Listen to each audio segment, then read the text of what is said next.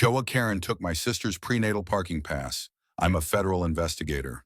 There are moments you live through that carve themselves into your bones. The second I saw my little sister standing in that parking lot, hand over her belly, cheeks flushed with heat and shame, I felt something crack in me that hadn't moved since my time working child trafficking cases on the border. Her name is Jada. She's 28, 7 months pregnant, with twins, and too damn kind for the world she lives in. And the woman yelling at her, Karen. Of course her name was Karen, but not just any Karen. This one wore a navy windbreaker with HOA compliance printed in block letters across the back like a self-issued badge of righteousness. The thing is, there is no HOA here, at least, not a legal one. And I'm Elijah Carter, federal investigator for the Department of Justice Special Division Fraud, Waste, and Abuse. This was going to be more than personal. We moved into the Rosebridge complex 6 months ago after Jada's husband, Micah, got transferred to a new hospital out here in Richmond. She wanted to be closer to family, and I just rotated out of DC into a field liaison role. I'd bought the house next to hers. Her dream was simple: a quiet pregnancy, a walkable neighborhood, somewhere to garden barefoot and name her daughters after flowers. Lila and Ivy, she said. Then came the letter. It was a pale yellow slip of paper tucked under her wiper blade. Violation unauthorized vehicle in resident priority zone. A high OA citation $250. Except the resident priority zone was her spot. She'd registered her prenatal pass with the leasing office, even laminated it. She was a resident. The only difference is she used a prenatal parking decal, a pink badge with the silhouette of a mother and child. Karen didn't like it. She said it wasn't real. I heard it from the front porch. Karen's voice cuts through the air like a rusted blade. Just because you're fat doesn't mean you're pregnant. That's a community space. I was halfway down the steps before Jada's voice hit me. Next quiet, embarrassed, shaking. I live here, and I have a pass.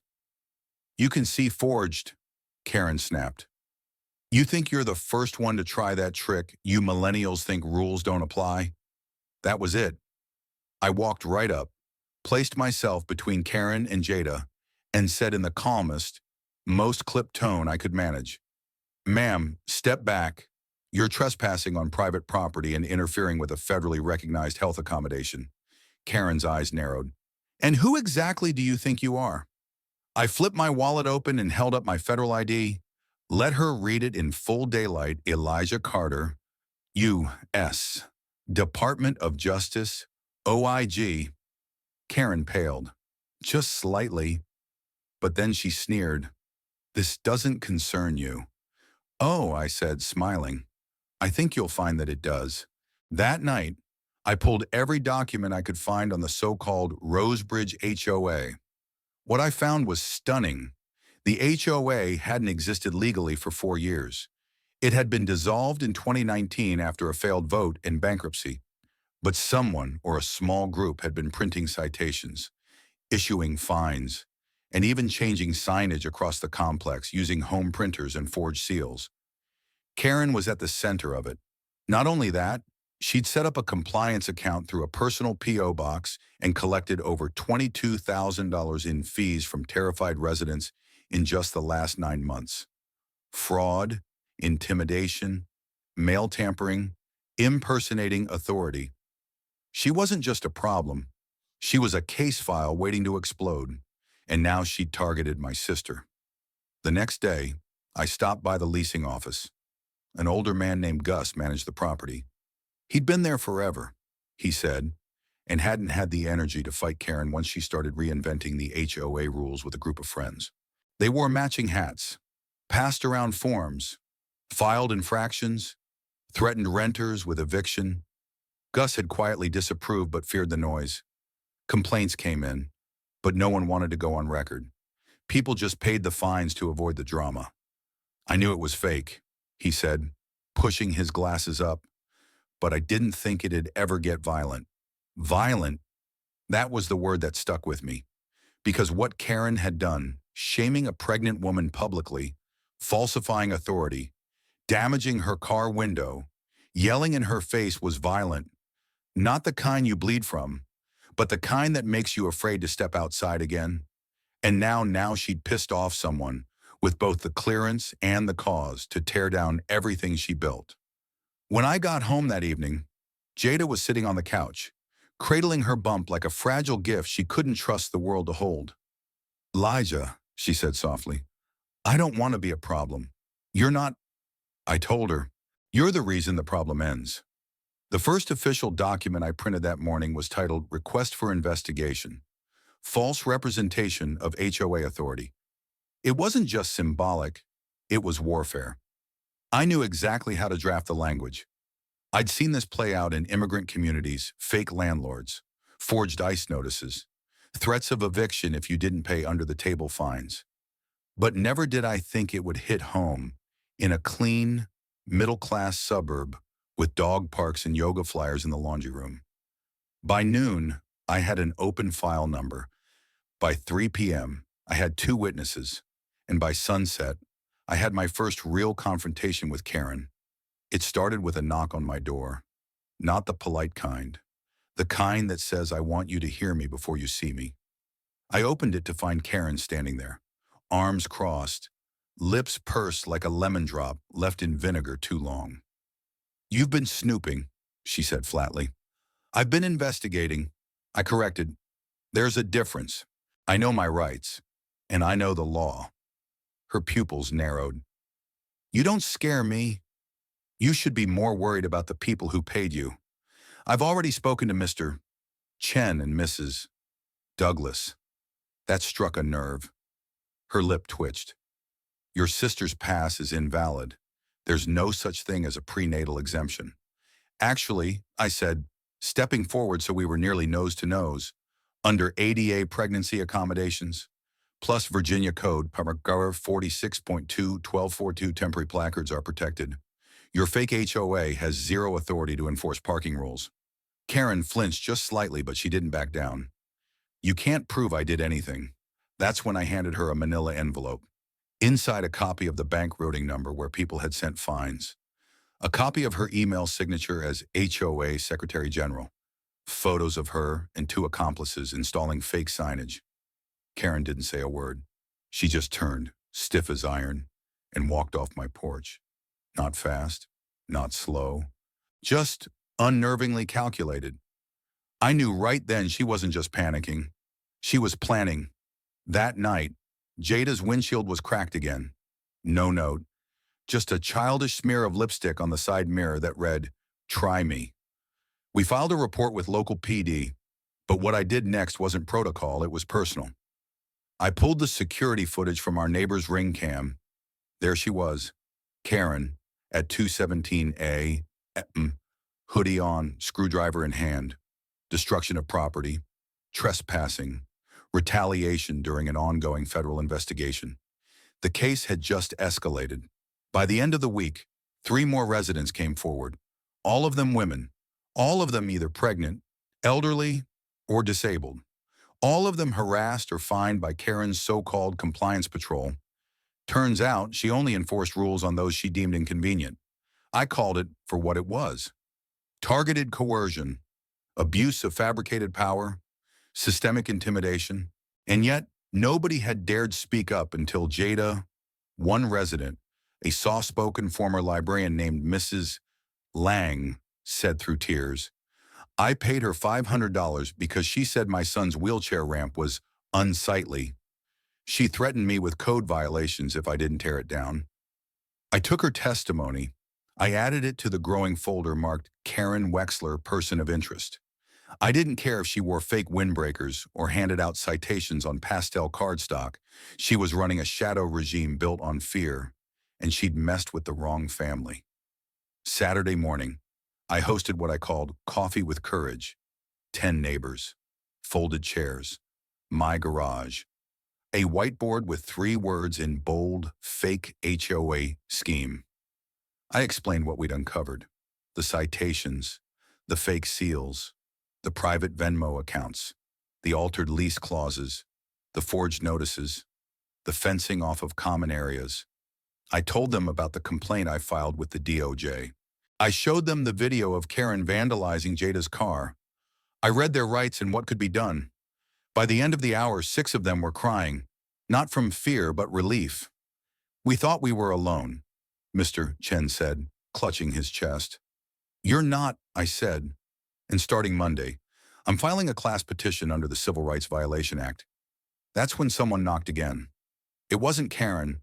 It was her husband. His name was Rick, and he looked tired.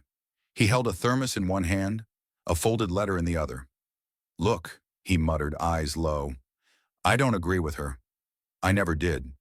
But she's not well, and she thinks this whole place is out to ruin her.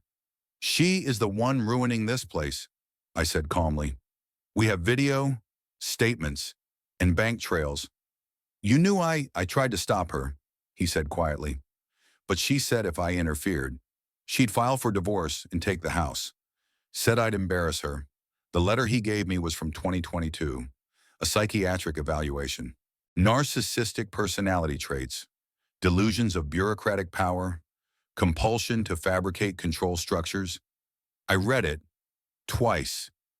My hands didn't stop shaking. Karen had been trying to rebuild the HOA because she couldn't handle not being in charge. Power, even fake power, was her addiction. But that didn't excuse the damage she'd done, especially not to Jada, especially not to the women she'd bullied, fined, and isolated, especially not to a woman 7 months pregnant who now flinched at every sound. I walked outside and stared across the lawn toward Karen's home. She was watching through the window. We locked eyes, no blinking, no expressions, just silent war. She raised her cup of tea like a threat. I smiled and pointed to my phone. I knew she didn't yet understand what was coming, but she would, because this time her rules were about to meet the law. And the law was wearing a badge that loved his sister more than anything else in the world. Great here is Karen's fake HOA didn't crumble. It cracked like a windshield. Slowly at first, then all at once. We weren't just fighting a woman, we were unraveling a delusion.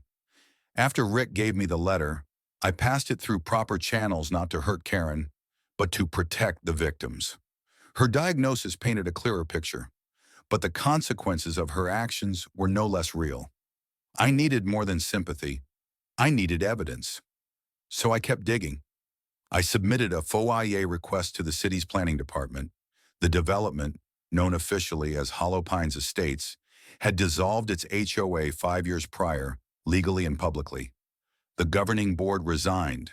The documents were signed and archived. There was no legal homeowner association in effect. But that didn't stop Karen. She'd taken old HOA bylaws and edited them.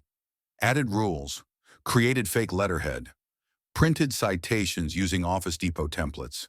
She used words like jurisdiction, governing board, and compliance fee jargon that sounded real enough to fool people who just wanted peace and quiet. The bank account she used to collect fees, it was in her name, sole owner, registered as a neighborhood sustainability trust. It wasn't a trust. It wasn't sustainable. It was a racket, and she'd netted over $36,000 in the past 2 years. The community meeting was scheduled for a Sunday afternoon at the local library branch. I brought binders. I brought copies. I brought backup. Jada stayed home per doctor's orders, but I had her statement, typed, signed, photographs attached. At first, the room was quiet. The attendees sat in folding chairs, arms crossed, eyes wary. Then I showed the footage Karen scraping a pregnant woman's windshield, again and again. I read aloud her emails to neighbors threatening fines for unauthorized belly bands and unregistered strollers. I didn't embellish. I didn't editorialize. I just told the truth. By the time I handed out the HOA email headers, one neighbor, Mr. Gilbert, actually stood up and asked if he could apologize to Jada personally. I thought she was being dramatic, he admitted, but this is cruelty. Then came the murmurs, the nods, the questions. Can we file a joint complaint? Will she be arrested? What about the money? One woman whispered. I paid her $200 last year because my grass wasn't the right shade of green, another said. She made me repaint my front door 3 times. She told me my blue violated aesthetic code 112. There was no code 112. Karen had made it up. Back in my office, I coordinated with the local police chief and a DOJ liaison. I had to tread carefully. Karen was mentally unstable, but also criminally liable. We didn't want a spectacle. We wanted justice. So we proposed something called a protective community resolution, a formal agreement that would freeze all enforcement claims, refund illegally collected fees, and require Karen to cease all activities under threat of legal action. But Karen didn't sign it. She burned it in front of a neighbor, on camera. The next morning, Jada's car was spray painted again. This time the words were clearer. Faker mom. Faker parking. Jada didn't cry this time. She shook. Her hands trembled. Her breath grew shallow.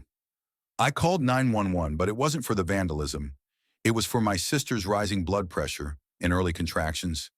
At the hospital, they gave her steroids to help the baby's lungs develop just in case. I sat beside her, fuming, helpless, terrified. I just want to go home, she whispered. I just want peace. But there would be no peace, not until this ended. That night, I filed a federal escalation notice. I added updated video evidence, new testimonies, a psychological risk statement from Rick Wexler, her husband, hospital reports, HOA law violations. Within 36 hours, I received clearance to move forward with formal charges: wire fraud, false impersonation of government authority, stalking harassment, destruction of property, and obstruction of a federal investigation. But the real power wasn't in the court documents. It was in the community. On Wednesday morning, the entire cul-de-sac woke up to flyers, one on every mailbox, one on every door, printed on city letterhead, signed by my agency and 3 others. The headline read, "Notice no official HOA is recognized in Hollow Pines Estates. All previous enforcement actions are void. Refunds and complaints may be submitted to." Neighbors stepped out of their homes in silence. Some cried, others hugged, a few took photos. But Karen, she was already outside barefoot, screaming, "You people are sheep. You don't know what's good for this neighborhood. You need rules. You need order." She waved a clipboard in the air like it was a sword. "Don't listen to the liar. His sister's not even really pregnant." That was the final straw. Jada, hearing the commotion, stepped onto the porch, her belly prominent, her jaw locked. "I am pregnant," she said clearly, "and I'm due in 4 weeks. And you've terrorized me." Karen turned red. "Go back inside. You vandalized my car. You threatened me with made-up rules. You posted my address on Nextdoor and called me a fraudulent mother." Karen's eyes flicked around. Some neighbors were filming. Others just stood still. One whispered, "She's finished." Karen screamed, ran to her car, backed out of the driveway fast, too fast. She clipped the mailbox, drove over her own lawn, and disappeared. Later that night, police brought her in for questioning, not in cuffs, not yet, but under full suspicion. I was told she cried, said it was a misunderstanding, said she'd only wanted to restore standards. The law didn't care about her intentions. It cared about what she did. And soon, so would a judge. We filed a formal civil action. The DOJ filed a parallel fraud case. Karen was stripped of any authority. All funds were frozen. A restitution order was drafted. The no HOA signs now stood in both entrances of the neighborhood. 2 residents volunteered to help refund victims, and Hollow Pines. It began to heal, but this wasn't over yet. I still had one more step to take, and I'd need the entire neighborhood to take it with me. Here as Karen's meltdown had gone viral before noon. The video of her screaming about fetal fraud while driving across her own lawn was uploaded by 5 different neighbors and stitched into a trending TikTok that reached over 2 million views in 24 hours. I didn't want this to be public spectacle, but the damage she'd done demanded light. This wasn't about shaming a sick woman. This was about accountability, justice, and public safety. And I was running out of time. Jada's contractions had started again. The baby wasn't ready, but trauma doesn't wait for readiness. City Hall reached out. The deputy mayor herself, Mr. Carter. We've reviewed your case file. What would you suggest for a restorative outcome? Restorative, not just legal. That was the right question. I propose three things. A formal declaration from the City Hollow Pines is HOA free. Mandatory restitution every dollar. Karen extorted returned. A public education event to confront housing abuse, titled Pregnancy, Privacy, and Power Why Fake HOAs Must End. The city agreed. The mayor signed it. We had our date. We had our platform. Now we just needed the people. Rick, Karen's husband, showed up at my door that evening. His eyes were sunken. He looked like a man who hadn't slept in weeks. She won't listen to me anymore, he said quietly. I tried. I begged her to stop. I even told her I'd go to the police. She called me a traitor. I stood silent, letting him speak. I don't know how to help her, Elijah, but maybe I can help everyone else. He handed me a flash drive. Emails, he said. All of them. Fake fee threats. HOA mailing lists. Even the Photoshop files for her official notices. It's all there. I took the drive. You're doing the right thing, I said. I know, he replied. Too late, but I know. Jada gave birth 2 weeks early. We were in the hospital for 20 hours. Complications. Then calm. Then panic again. I paced the hallway, holding back tears. At 4:12 a.m., my niece entered the world. 5 pounds, 12 ounces, strong lungs. Jada was okay. Exhausted, but okay. We named the baby Amira, meaning princess, because she was already a fighter, and because no one, no HOA, no Karen, no fear would define her life with shame. The City Hall event was packed, not with angry protesters, not with drama, with families on it, with citizens, with truth. The mayor opened, then the city attorney, then me. I stood behind the podium, the room silent. I'm not here today as a federal investigator. I began, I'm here as a brother, as a neighbor, and as someone who's seen what happens when lies dress up as authority. I told them what happened to Jada. I told them how Karen had harassed other mothers. 2. I told them that power doesn't come from clipboards and vests. It comes from truth, from empathy, from action. And then I played the audio. Karen's own voice, recorded threatening a father of 2 with HOA eviction if he didn't remove his daughter's sidewalk chalk art. Her voice crackled, ugly, condescending. She's cluttering the sidewalk with unapproved imagery. She hissed, "Your kid is a visual liability." The crowd gasped, then murmured. Then someone, an older man near the front, stood and said loudly, "I paid her $600 to let my disabled wife keep her wheelchair ramp," a woman whispered. "She fined me for keeping baby formula on the porch." Another, she told me my adopted daughter wasn't aesthetically aligned with community norms. It erupted, not with chaos, with reckoning. They didn't scream. They didn't fight. They simply shared. One by one, they stood, story after story. The deputy mayor turned to me and whispered, "This isn't a speech. It's a trial by truth."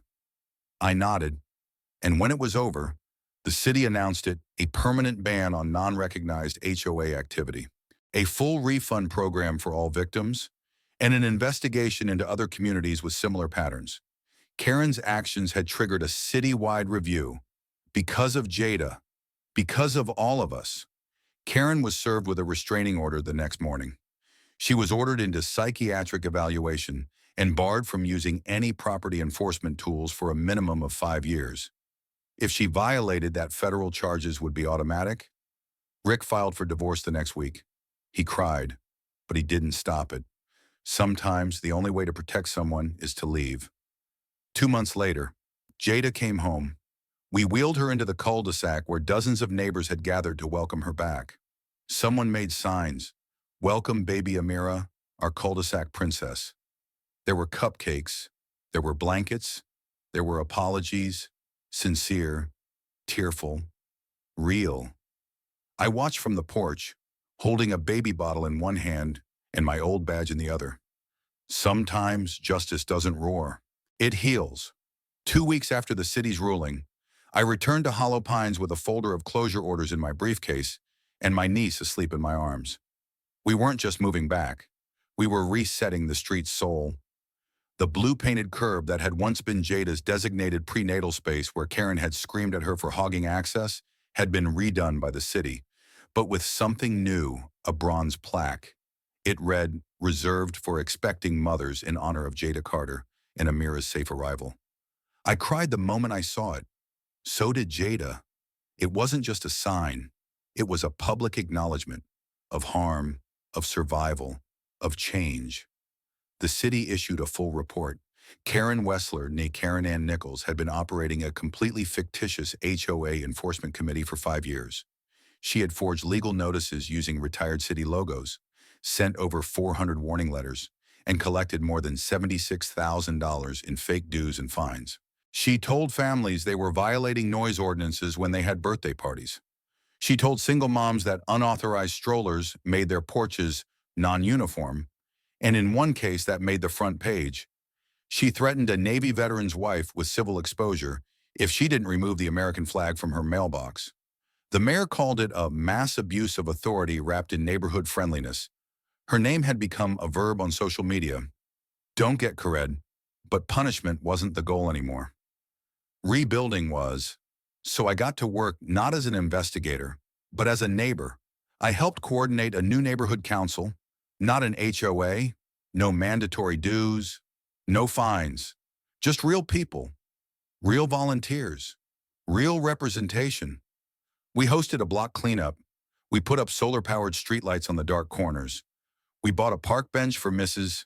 Patel, whose husband passed after being fined $200 by Karen for loitering on his own stoop. Jada even ran a parenting support circle from her front yard. Once a week, moms from all backgrounds brought their kids, swapped stories, and reclaimed what it meant to feel safe. And no one dared question a mother's medical belt ever again. Karen, meanwhile, vanished. Rumors said she moved in with a distant cousin out in Bexley after defaulting on her mortgage. She sold her house under duress. The city repossessed most of her HOA records and burned the rest as part of a symbolic closure event. Ironically, it was held in the same park where she once threatened to arrest a toddler for running with a juice box. The public backlash had died down, but the memory stuck. She had become a cautionary tale, a warning, a ghost in pastel polo shirts. One day, I got a letter. No return address. It was short, written in uneven handwriting on hospital-grade stationery. I thought I was helping this place, but I was just running from my own disorder. "I'm sorry I hurt your sister. I can't undo what I did, but I know I need to disappear now. Tell Amira she made me stop." Karen. I sat with that letter for hours. I didn't show it to Jada, not yet, but I folded it, placed it in a drawer marked closure, and whispered something I never thought I would. "I hope you get better. Karen." A year later. Hollow Pines was unrecognizable. New flower beds, a community bulletin board, no threats, no fees, no fear. On the anniversary of Amira's birth, we held a small block party. Nothing big, just gratitude, food, and faces that no longer looked over their shoulders. Jada stood with Amira on her hip, greeting neighbors. I took the mic for a moment, nervous like I hadn't been in years. I spent a long time thinking justice meant punishment. I told them, but what I've learned is that justice sometimes means facing the parts of a system we allowed to fester and choosing to build something better in its place. Someone clapped, then another, then a dozen. I looked around and saw something Karen never could have built. Community, and Karen's story isn't rare. She didn't wake up evil. She woke up afraid, entitled, and untreated. She cloaked her fears in rules. She turned pain into policy, and she wielded power like a weapon, believing silence was permission. But what she didn't expect, what people like her never do, is what happens when one person says enough. Because justice doesn't come from volume, It comes from witnessing, listening, and acting. If you're reading this and wondering what side you'd be on in a story like ours, here's a hint. It's not about siding with family. It's about siding with what's right. Even if it costs you comfort, even if it costs you quiet, because every neighborhood has a Karen waiting to enforce fear. And every Karen can be stopped by one voice willing to stand up and say, "You don't speak for us anymore. Now it's your turn." Do you think what Karen did was unforgivable or the result of untreated disorder? Have you ever witnessed someone weaponizing fake authority in your community? What does justice look like where you live? Share your thoughts, and let's talk about what accountability, compassion, and community truly mean.